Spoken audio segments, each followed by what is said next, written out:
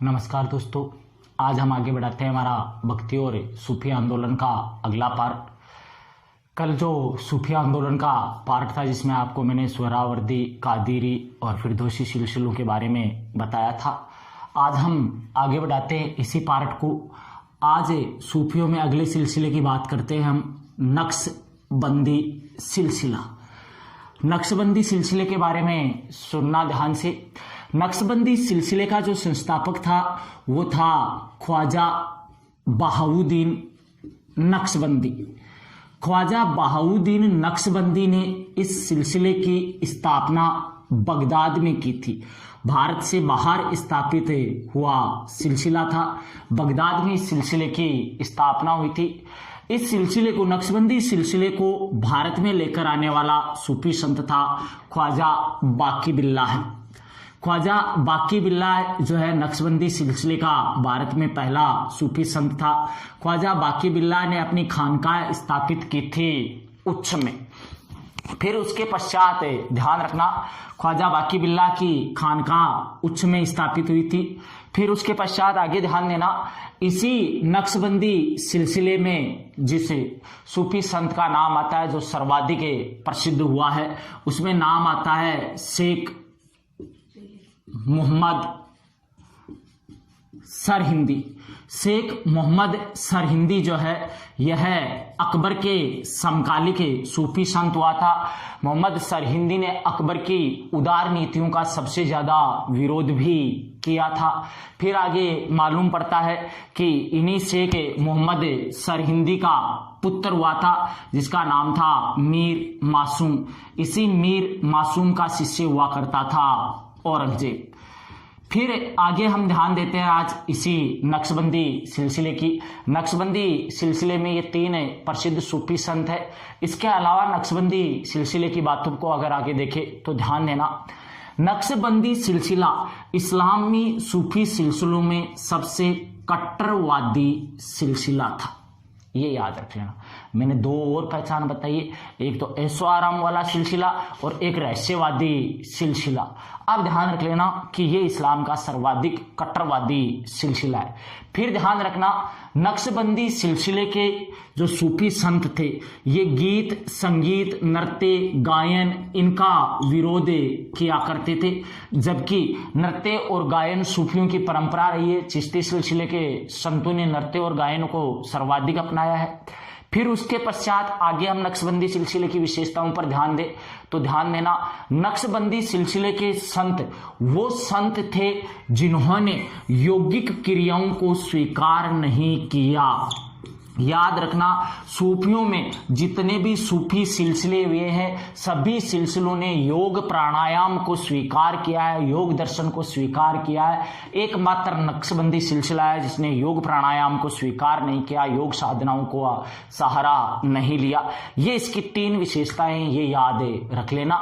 तो दोबारा से देख लो, इसमें नक्शबंदियों का संस्थापक था ख्वाजा बहाउद्दीन नक्शबंदी। बगदाद में स्थापना हुई। भारत में पहला सूफी संत बाकी बिल्लाह। प्रसिद्ध संत मोहम्मद सरहिंदी। सरहिंदी का पुत्र मीर मासूम। सरहिंदी अकबर के समकालिक।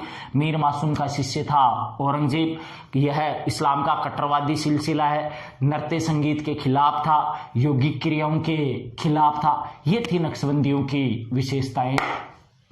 फिर आगे ध्यान देना, नक्शबंदियों की विशेषताओं में जो अन्य सूफी संत हुए हैं उन्होंने ईश्वर और मनुष्य का संबंध प्रेमी और प्रेमिका के समान दर्शाया है। जबकि नक्शबंदियों का मानना है कि ईश्वर और मनुष्य के बीच संबंध दास और मालिक, यानी कि मालिक और गुलाम के जैसे जो संबंध है, ईश्वर को मालिक बताया गया है तो मनुष्य को इनकी नजरों में गुलाम बताया गया है ईश्वर का। तो इनका मानना है कि प्रेमी और प्रेमिका नहीं होते हैं, ये एक तरह से दास और मालिक के तरह का संबंध होता है ईश्वर और मनुष्य के बीच में। अब आगे देखते हैं अगला सिलसिला। फिर ध्यान देना दोस्तों, अगला सिलसिला आता है सतारी सिलसिला। सतारी सिलसिले के बारे में ध्यान देना। सतारी सिलसिले की स्थापना भारत में हुई थी लोधी वंश के शासनकाल में। लोधी वंश के शासनकाल में सतारी सिलसिले की स्थापना सर्वप्रथम जौनपुर में हुई थी। इसका संस्थापक था शाह अब्दुल्ला सतारी। शाह अब्दुल्ला सतारी के द्वारा सतारी सिलसिले की नींव डाली गई थी जौनपुर में। फिर ध्यान देना, सतारी सिलसिले का ही प्रसिद्ध सूफी संत हुआ था जिसका नाम था मोहम्मद गौस। मोहम्मद गौस जो है, इसी को एक दूसरे नाम से भी जाना जाता है। इसका दूसरा नाम है कुतुब। कुतुब के नाम से भी जाना गया सूफी संत है। मोहम्मद गौस जो है, इसका मुगल सम्राट हुमायूं तथा अकबर के प्रसिद्ध दरबारी विद्वान तानसेन के जीवन पर भी बहुत ज्यादा प्रभाव रहा था मोहम्मद गौस का।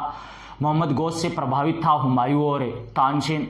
फिर उसके पश्चात आप आगे देखें, मोहम्मद गौस जो है, मोहम्मद गौस ने योग क्रिया की एक पुस्तक है जिसका नाम है अमृत कुंड। इस अमृत कुंड का भी अनुवाद किया था किस नाम से? बहार उल हयात के नाम से। बहार उल हयात के नाम से इस पुस्तक का अनुवाद किया था, अमृत कुंड नामक पुस्तक का। फिर उसके पश्चात ध्यान देना, मैंने प्रारंभ में बताया था कि सूफी सिलसिलों की दक्षिण भारत में नींव रखने वाला संत था बुरहानुद्दीन। बुरहानुद्दीन जो है, यह सतारी सिलसिले का सूफी संत था। बुरहानुद्दीन का प्रभाव था औरंगजेब पर। औरंगजेब का जब अपने भाइयों से उत्तराधिकार संघर्ष प्रारंभ होता है तो औरंगजेब ने बुरहानुद्दीन से आशीर्वाद लिया था, ये भी जानकारी सामने आती है।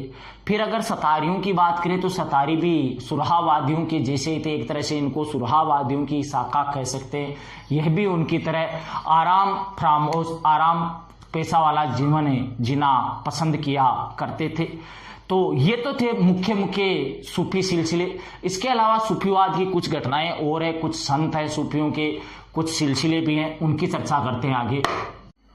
अब देखो आगे अन्य सूफी संतों में बात की जाए तो कश्मीर से एक सूफी संत की जानकारी मिलती है। कश्मीर के एक प्रसिद्ध सूफी संत हुए हैं जिनका नाम है नरुद्दीन ऋषि। नरुद्दीन ऋषि जो है, इन्हें नुंद ऋषि के नाम से भी जाना जाता है कश्मीर में। इन्होंने कश्मीर में चलाया था ऋषि आंदोलन। ऋषि आंदोलन के प्रणेता कौन थे? नरुद्दीन ऋषि थे। आगे ध्यान देना, इन्हीं के बारे में जानकारी मिलती है कि इन्हीं के समकालिक कश्मीर में शैव मतावलंबी एक महिला थी जिसका नाम था लल्ला योगेश्वरी। लल्ला योगेश्वरी के जो उपदेश थे उनके बारे में जानकारी मिलती है कि ऋषि आंदोलन के दौरान नुंद ऋषि ने लल्ला योगेश्वरी के उपदेशों को भी अपने आंदोलन में शामिल किया था। इनके उपदेशों से भी प्रभावित थे। नुंद ऋषि जो है कश्मीर के प्रसिद्ध सूफी ऋषि थे, इनके सूफी संत थे। इनकी श्रीनगर में दरगाह बनी हुई है जिसे चरार ए शरीफ के नाम से जाना जाता है। आगे ध्यान रखना, नरुद्दीन ऋषि की जो दरगाह है चरार ए शरीफ, इसे 1995 में आतंकवादियों ने जला करके नष्ट कर दिया था। तो ये कश्मीर के प्रसिद्ध संत थे। सूफी सिलसिलों में एक और संप्रदाय की जानकारी मिलती है जिसमें नाम आता है कलंदरी संप्रदाय। इस कलंदरी संप्रदाय के बारे में ध्यान देना आप। कलंदरी संप्रदाय के जो सूफी संत है इनके बारे में जानकारी मिलती है कि इनकी जो नींव डाली गई थी वो डालने वाला था नजीमुद्दीन कलंदरी। नजीमुद्दीन कलंदरी ने कलंदरी सिलसिले की या कलंदरी संप्रदाय की शुरुआत की थी। कलंदरी संप्रदाय के जो संत थे वो अपना घुमंत जीवन व्यतीत किया करते थे। इनके ऊपर इस्लामी विचारधारा का बहुत कम प्रभाव था। फिर ध्यान रखना आप आगे इसी में, कलंदरी संप्रदाय के जो संत थे इनके ऊपर सर्वाधिक प्रभाव योग नाथों और इसके अलावा नागा साधुओं का प्रभाव था। नागा साधुओं के संपर्क में रहा करते थे। नाथों और नागा साधुओं की तरह ही कलंदरी संप्रदाय के संत जो है सूफी संत, ये भी कान छिदवाने की प्रक्रिया को स्वीकार करते थे। इनके भी कान छिदे हुए मिलेंगे आपको। इन पर इस्लामी विचारधारा का कम प्रभाव है। तो दोस्तों ये बातें थी मुख्य रूप से सूफी सिलसिलों की। अब आगे ध्यान देना, अगर आपने अभी तक मेरे इस चैनल को सब्सक्राइब नहीं किया है तो सबसे पहले तो आप चैनल को सब्सक्राइब कीजिए। वीडियो अगर आपको पसंद आए तो इसे शेयर जरूर कीजिए। फिर उसके पश्चात आप ध्यान देना आगे की बात। अब मैं आपको एक बार मुख्य बात बताता हूं कि सूफी सिलसिले से प्रश्न अधिकांशतः किस प्रकार का बनता है। तो मुख्य रूप से सूफी संप्रदाय का परीक्षा में एक प्रश्न आता है, वो प्रश्न एक नहीं होता है, 4 होते हैं। किस प्रकार का प्रश्न आएगा? एक तरफ आपके लिखा हुआ होगा सूफी सिलसिला, लिख दिए, जैसे चिश्ती लिख दिया, सुहरावर्दी लिख दिया, कादिरी लिख दिया, और इसके अलावा नक्शबंदी लिख दिया। फिर अब देखना आप, इसके आगे आएगा संस्थापक, और इसको करवाना है आपको परीक्षा में सुमेलित। तो ये एक प्रश्न नहीं है, प्रश्न ऊपर लिख देगा निम्नांकित को सुमेलित कीजिए, और आपकी नजरों में एक प्रश्न होगा, परंतु ये 4 है। चिश्ती का भी संस्थापक याद होना चाहिए, सुहरावर्दी का भी होना चाहिए, कादिरी का भी होना चाहिए, और नक्शबंदी का भी याद होना चाहिए। अमूमन क्या होता है, साधारण परिस्थितियों में प्रश्न आएगा इन सिलसिलों का, भारत में जो संस्थापक है उसकी पूछी जाएगी। चिश्ती सिलसिले की भारत में नींव किसने डाली, सुहरावर्दियों की किसने डाली, कादिरी नक्शबंदी की। परंतु अगर आपसे प्रश्न गलत करवाना चाहता है या पेपर कठिन स्तर का है तो ध्यान रख लेना, फिर प्रश्न आएगा प्रारंभिक संस्थापक से, यानी कि जो इसका मुख्य संस्थापक है, भारत में या भारत से बाहर कहीं भी इस सिलसिले की स्थापना हुई है, पहली बार इस सिलसिले की नींव किसने डाली थी, वो पूछेगा। तो ऐसी परिस्थितियों में प्रश्न गलत होने की संभावना सर्वाधिक रहती है। फिर इसके अलावा जो कुछ सूफी संत अपने आप में प्रसिद्ध हुए हैं, उनमें से प्रश्न पूछने की संभावना रहती है। तो सर्वाधिक सूफी संतों में अगर प्रसिद्धि की बात करें तो चिश्ती संप्रदाय के संतों को आप याद रखना, वो सर्वाधिक प्रसिद्ध हुए हैं। भारत में सबसे ज्यादा फैला हुआ सिलसिला भी चिश्ती सिलसिला है, उसी का सर्वाधिक प्रभाव भी रहा है। फिर उसके पश्चात अगर हम आगे की बात करें कि और क्या प्रश्न हो सकता है सूफी सिलसिलों से, तो और सूफी सिलसिलों से फिर प्रश्न बनेगा इन सिलसिलों की विशेषताओं से, इनके मतों से। तो इनकी प्रत्येक सिलसिले की विशेषता और मत को मैंने इनके साथ जोड़ दिया है। अब आप एक बार इन तीनों पार्ट को एक साथ देखकर इसका एक संक्षिप्त मैटर तैयार कर सकते हैं उस स्तर पर, जिस स्तर पर मैंने बताया कि परीक्षा से प्रश्न यहां से उठ सकते हैं। बाकी प्रश्नों की संभावना बहुत ही कम रहती है, और अगर ऐसा प्रश्न आता है परीक्षा में तो फिर वो तो निश्चित तौर पर आपका सही हो जाएगा। अब हम आगे बढ़ाएंगे, सूफी को लेकर चलते हैं भक्ति में। तो देखते हैं आगे भक्ति में। अगली बात करते हैं हम भक्ति आंदोलन की। तो दोस्तों आज मैं इस वीडियो में आपको भक्ति आंदोलन पढ़ाऊंगा नहीं, मैं भक्ति आंदोलन की रूपरेखा के बारे में, इसके संदर्भ विषय वस्तुओं के बारे में बात करूंगा आपसे। और मैं चाहूंगा कि अगला वीडियो जब तक आपके सामने प्रस्तुत करूं, आप किसी भी स्रोत के माध्यम से एक बार इनकी जानकारियां लें, ताकि जब मैं आपको इनकी व्याख्या बताऊं तो आपको समझने में आसानी रहे। भक्ति आंदोलन में हमें सबसे पहली चीज तो देखनी है कि भारत में सर्वप्रथम भक्ति आंदोलन कहां पर शुरू हुआ। तो इसका छोटा सा उत्तर दे देता हूं मैं।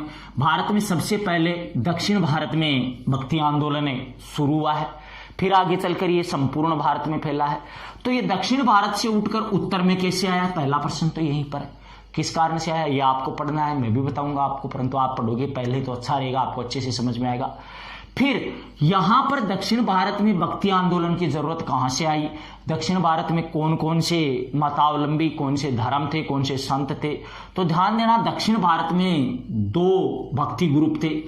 एक थे शिव मतान्वय, भगवान शिव को मानने वाले, और एक थे विष्णु को मानने वाले, वैष्णव मत के और शिव मत के।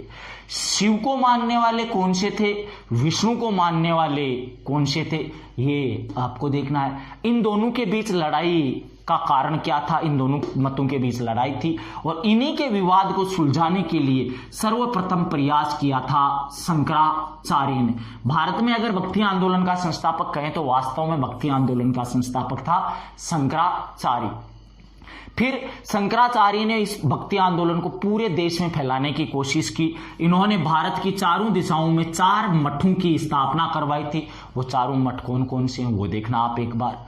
फिर उसके पश्चात आगे इसी में ध्यान देना, धीरे धीरे भक्ति आंदोलन बढ़ता जाता है और इसी भक्ति आंदोलन की विचारधाराओं में भक्ति संतों की 2 विचारधाराएं बनती है और 2 प्रकार के भक्ति संत निकलकर हमारे सामने आते हैं। एक प्रकार के हैं सगुण संत और एक प्रकार के हैं निर्गुण संत। एक को आप मूर्त कह सकते हो, एक को आप अमूर्त भी कह सकते हो।